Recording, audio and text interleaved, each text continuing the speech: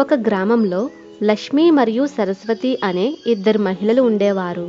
వారు ప్రతిరోజు గ్రామపు బావి దగ్గర కలుసుకునేవారు. లక్ష్మి ఎప్పుడూ మృదువుగా మాట్లాడే స్వభావం గలది.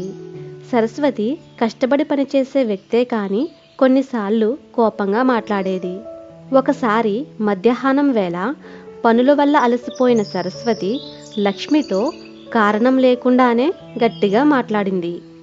లక్ష్మి కోపపడకుండా చిరునవ్వుతో ఇలా చెప్పింది, బాధపడకు సరస్వతి, కష్టమైన రోజులు త్వరగా గడిచిపోతాయి.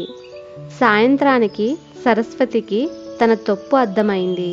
ఆమె లక్ష్మి ఇంటికి వెళ్ళి క్షమాపణ చెప్పింది. లక్ష్మి ప్రేమతో సరస్వతిని ఆహ్వానించి నీళ్లు ఇచ్చింది. అప్పుడు సరస్వతి ఒక విషయం నేర్చుకుంది. కోపం కన్నా మంచి మాట హృదయాలను మార్చగలదు అని. అప్పటి నుంచి ఇద్దరు మంచి స్నేహితులయ్యారు. ఈ వీడియో మీకు నచ్చినట్లయితే please like, share and subscribe my channel.